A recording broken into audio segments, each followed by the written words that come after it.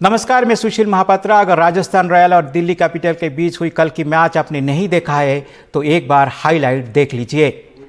रोमांच भरा इस मैच में रोमांच के साथ साथ कंट्रोवर्सी भी है। एक तरफ बटलर की वो शानदार शतक, दूसरी तरफ ऋषभ पंत की अपनी खिलाड़ियों को मैदान से बुलाना, अंपायर की गलत निर्णय और इसके साथ साथ संजू सैमसन और पावेल की वो शानदार पारी। रोमांच और कंट्रोवर्सी से भरा इस मैच की जितना चर्चा मैदान में नहीं हुई है, उससे ज़्यादा चर्चा मैदान के बाहर सोशल मीडिया में है। इस मैच में नो बॉल को लेकर एक कंट्रोवर्सी हो गई। क्या है वो कंट्रोवर्सी और कौन है दोषी इस कंट्रोवर्सी के लिए, इसके बारे में बाद में बात करेंगे, लेकिन सबसे पहले मैच के ऊपर नजर डालते हैं। दिल्ली कैपिटल टॉस जीतकर पहले गेंदबाजी करने का निर्णय लिया। पहले बल्लेबाजी करते हुए राजस्थान रॉयल ने 20 ओवर में 222 रन बनाए।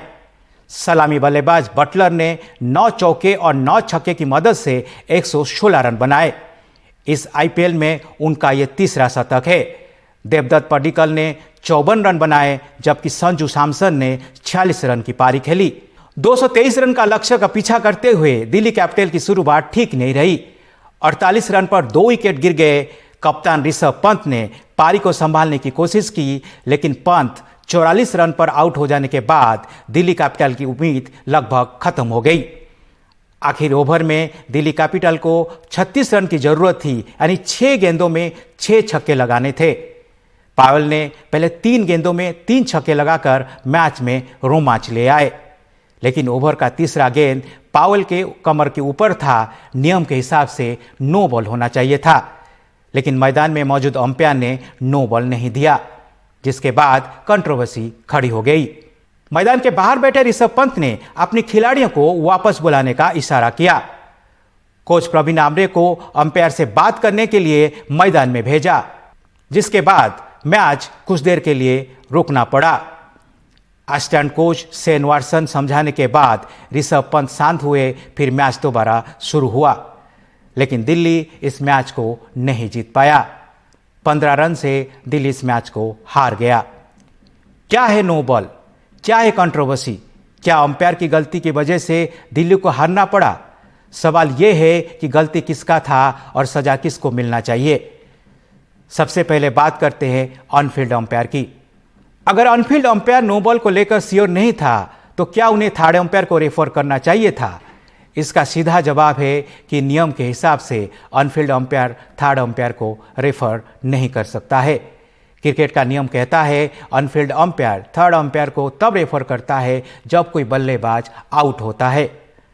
अगर इस गेंद में पावेल आउट हो जाते तो हो सकता है कि ऑनफील्ड अंपायर थर्ड अंपायर को रेफर कर देता। इसलिए इस मामले में ऑनफील्ड अंपायर का कोई गलती नहीं है।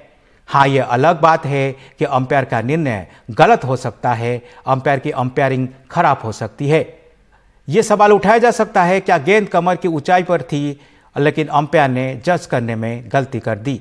लेकिन यह सवाल उठाना कि अंपायर ने थर्ड अंपायर को क्यों रेफर नहीं किया, यह पूरी तरह नियम के खिलाफ है।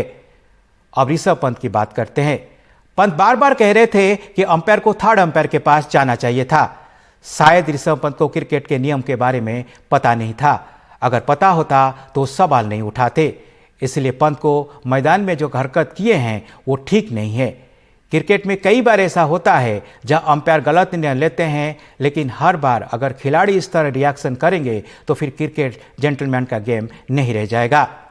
ऋषभ पंत को कई सीनियर खिलाड़ियों ने आलोचना की है। मोहम्मद अजहरुद्दीन ने पंत की आलोचना करते हुए कहा कि बैड स्पोर्ट्समैन स्पिरिट है। क्रिकेट जेंटलमैन की गेम है और इस तरह के व्यवहार स्वीकार योग्य नहीं है। पूर्व तेज गेंदबाज आरपी सिंह ने कहा कि मैं उम्मीद नहीं कर रहा था कि पंत ऐसा करेंगे। यह क्रिकेट नहीं है। कल जो स्थिति मैदान में पैदा हुई है उसके लिए क्रिकेट का नियम भी जिम्मेदार है। यह कैसा नियम है कि जब कोई बल्लेबाज आउट होता है तब नो बॉल चेक करने के लिए ऑनफील्ड अंपायर थर्ड अंपायर के पास जाता है, लेकिन जब कोई दूसरा मामला होता है तो नहीं जाता है। ऐसा नियम क्यों नहीं बनाया गया है कि जब भी अंपायर के मन में संदेह हो तब वो थर्ड अंपायर के पास जाए? हर कंट्रोवर्सी के बाद कुछ बदलाव होता है। हो सकता है कि इस कंट्रोवर्सी के बाद नियम में कुछ बदलाव हो। अगर आप मुझे पूछेंगे तो मैं यही कहूँगा कि ये नो बॉल था और अंपायर ने गलत निर्णय लिया था। ऋषभ पंत और प्रवीण आमरे के खिलाफ कार्रवाई हुई है। जुर्माना के रूप में पंत का 100% मैच फी काट दिया गया है। प्रवीण आमरे को एक मैच के लिए सस्पेंड कर दिया गया है। सबसे बड़ा सवाल है, ऐसा व्यवहार की वजह से क्या पंत कभी आगे भारतीय टीम का कप्तान बन पाएंगे? आज के लिए इतना ही। नमस्कार।